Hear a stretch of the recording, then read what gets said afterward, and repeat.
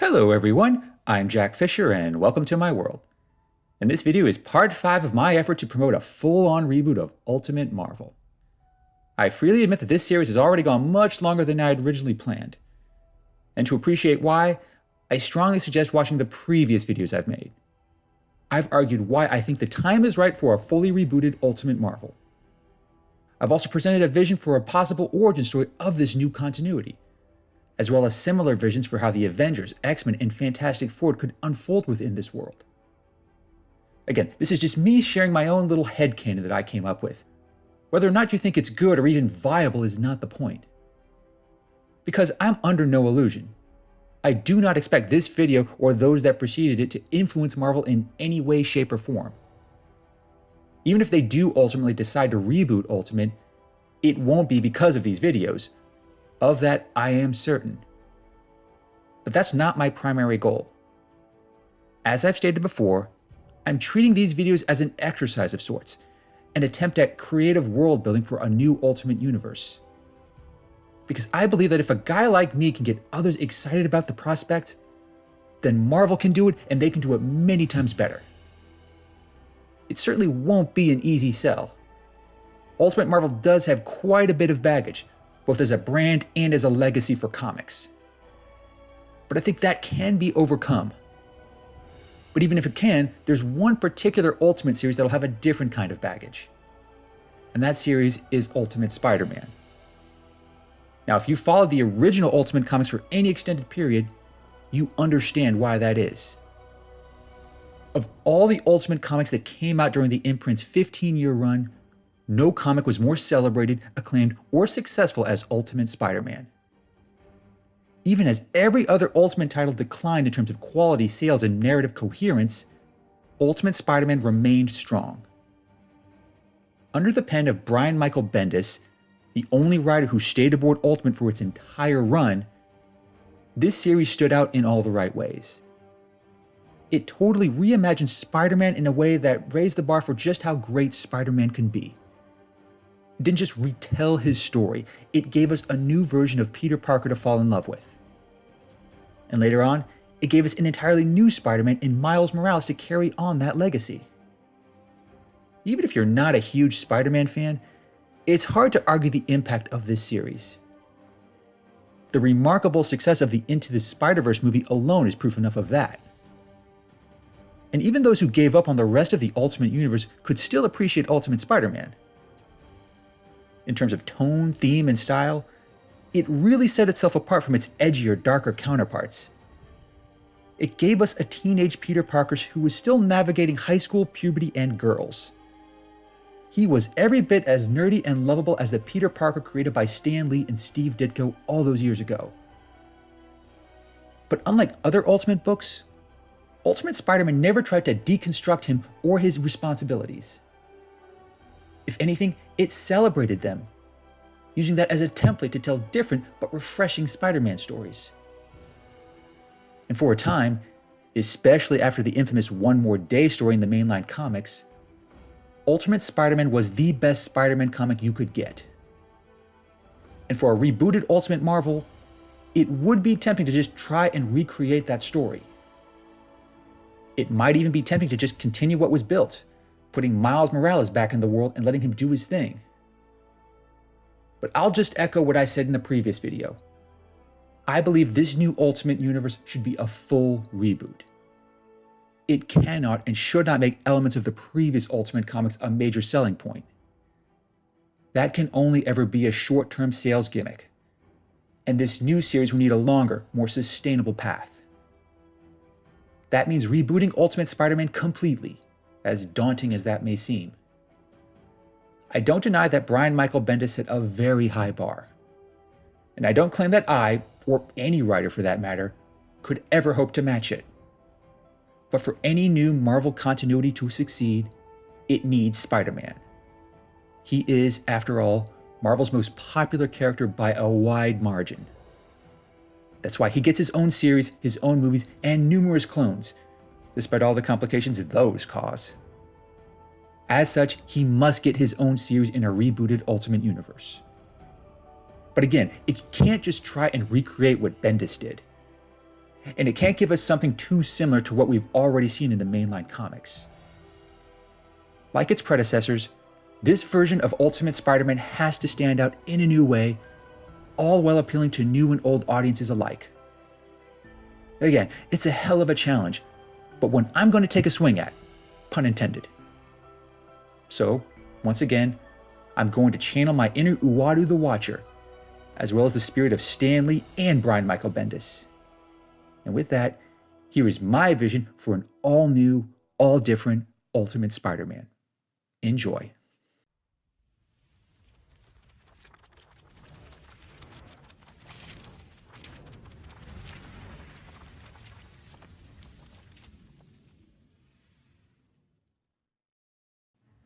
With great power comes great responsibility. That was a mantra that Peter Benjamin Parker heard constantly growing up in Queens, New York. At times, it felt corny and cliched, but time and again, its merits showed, often in unexpected yet amazing ways. Such critical life lessons were a frequent refrain of his Uncle Ben, an experienced trauma surgeon who was regularly responsible for saving people's lives. It was just one of the many lessons that he and his Aunt May tried to instill in him, having raised him since he was 5. In that sense, Peter was lucky, having such loving caregivers in his life. But for a big part of his early life, that was the only luck he enjoyed. By many measures, Peter had a very unfortunate childhood. Richard and Mary Parker had been researchers for Oscorp, a multi-billion-dollar biotech company, and both ended up dying in a terrible traffic accident, the circumstances of which remain mysterious.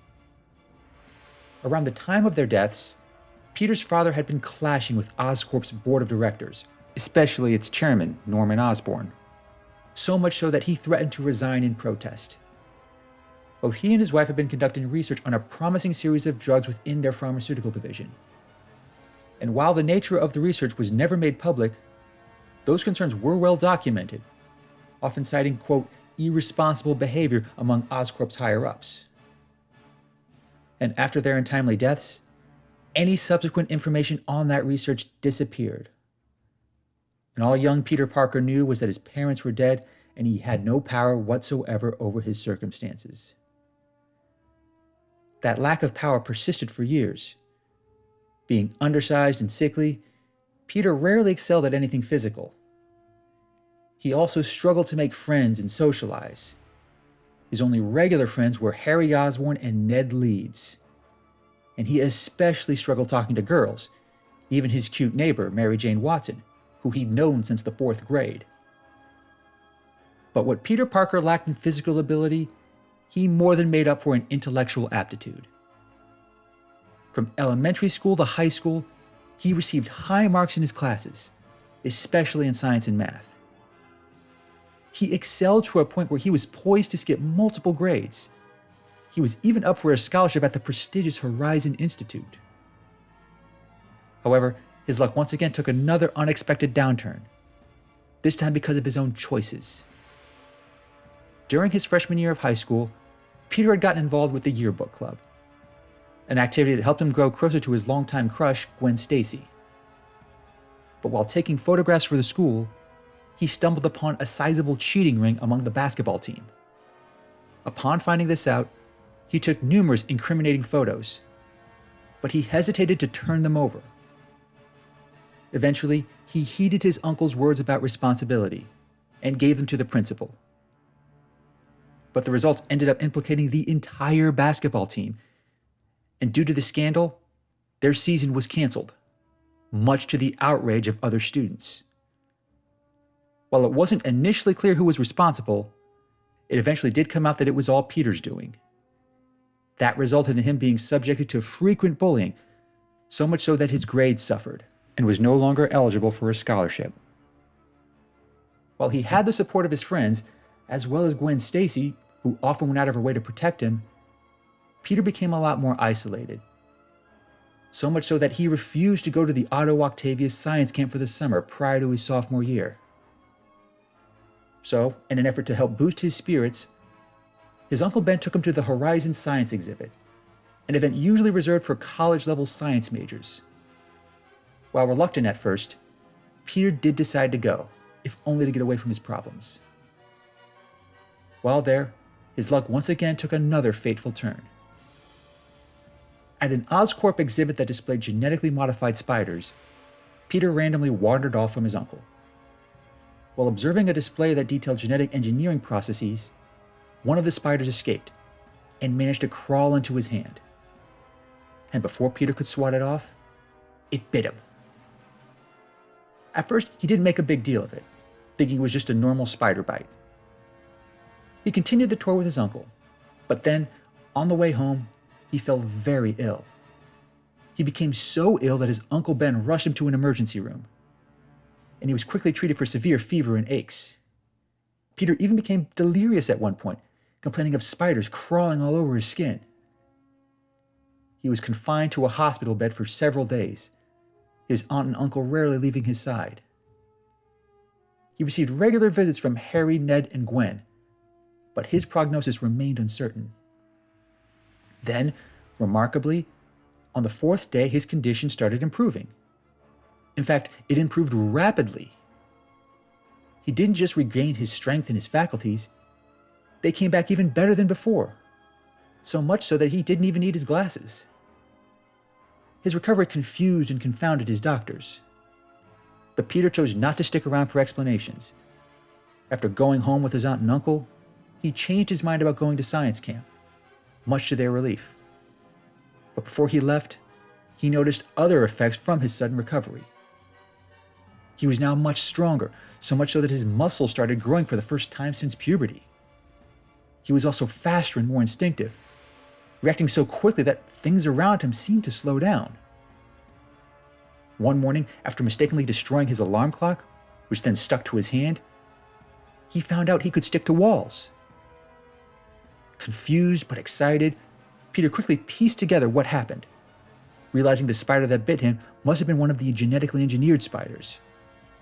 He went on to spend the rest of the summer at camp investigating it, even slipping away at night to test his new abilities. While there, he also experimented with adhesives, utilizing knowledge he suspected was passed along by the spider. And with that knowledge, he was able to create a form of organic webbing. It was a feat so impressive that it garnered attention from Otto Octavius, the acclaimed scientist who created the camp. He went on to take a special interest in Peter, even recommending to his Uncle Ben that he give the Horizon Institute another chance. While Peter was intrigued at first, he soon faced a new host of distractions. Over the course of the summer, he became much less scrawny, growing several inches and gaining a significant amount of muscle mass. It didn't just dissuade further bullying at school, it earned him more interest from girls, including Mary Jane Watson, one of the most popular girls in school. Peter grew to enjoy that new status. While some expressed concern about how it affected his attitude, especially from Gwen Stacy, Peter saw it as a lucky break, and he sought to capitalize on it. Because at around the same time, Peter learned that his aunt and uncle were setting aside money to send him to the Horizon Institute. He also realized they had gone into significant debt to do so, thanks partially to his hospital bills and his parents' outstanding debts. But now that he had some measure of power, he sought to find his own way.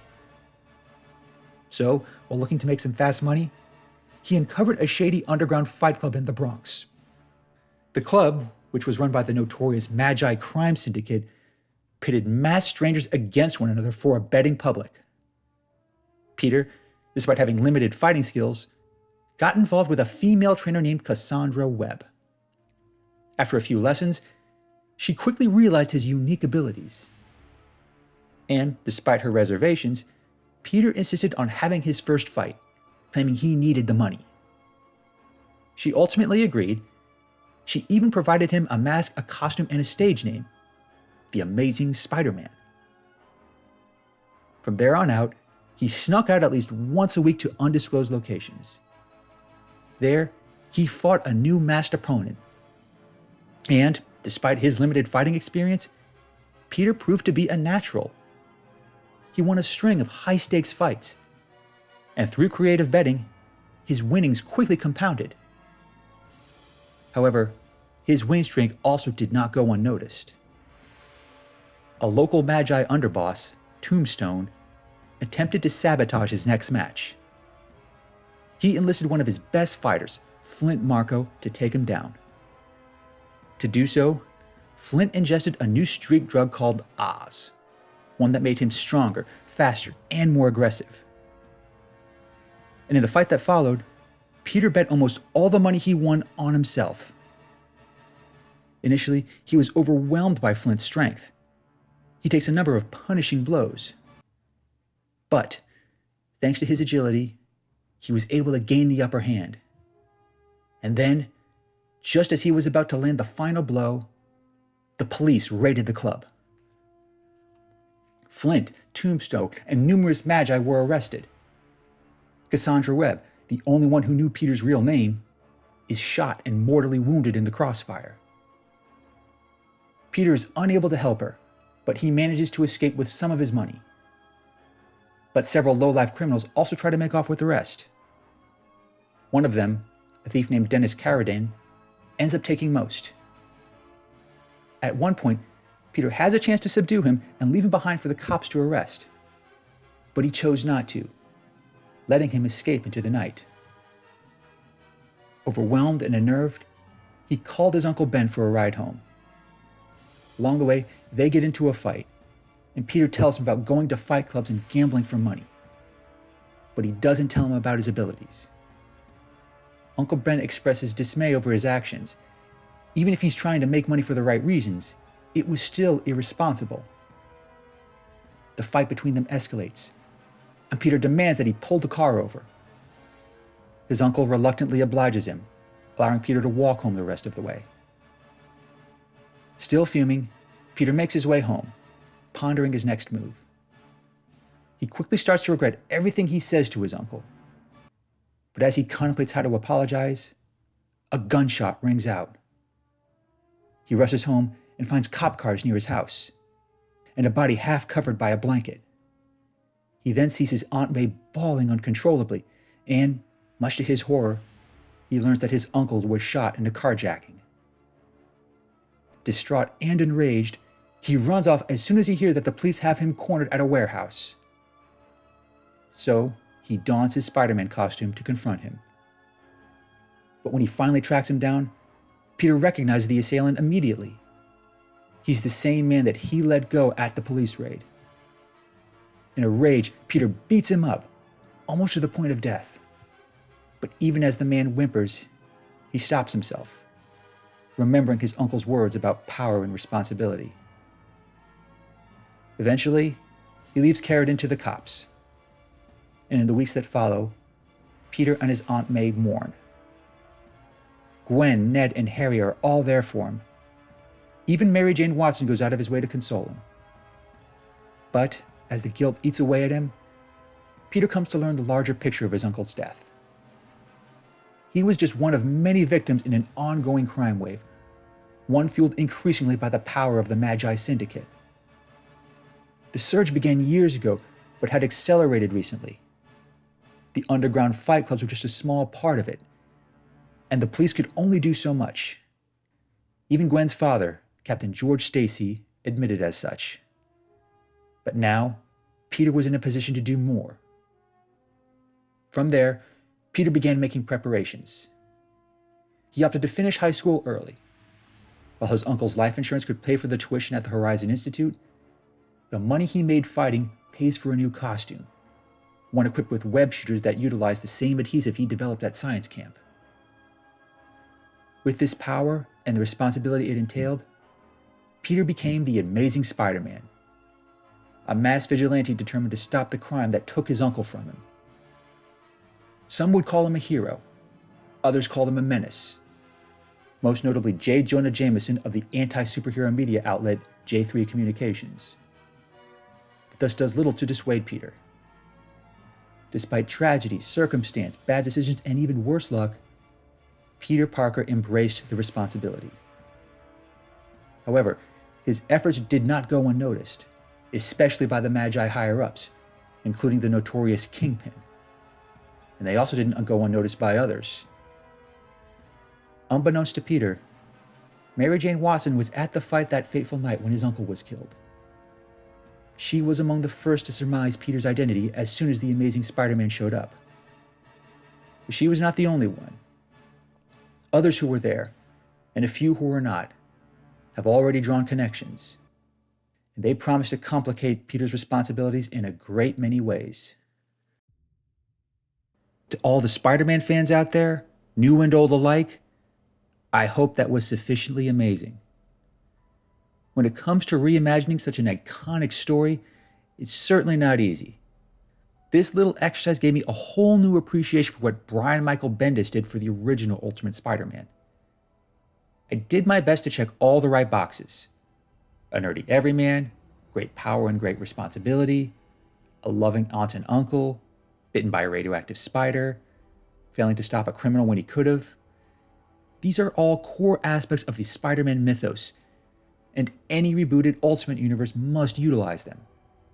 But I believe there's still plenty of room to innovate. With this vision, I tried to do just that by tweaking some of the circumstances. And one element I felt needed updating was Peter being an outcast and a regular target for bullying. Because these days, bullying for no reason has become incredibly taboo. So I wanted to establish that, even before Peter gets superpowers, he sees and experiences how hard it is to be responsible at times. Doing the right thing can often make you a target, and in his case, it made him an outcast for exposing the school basketball team.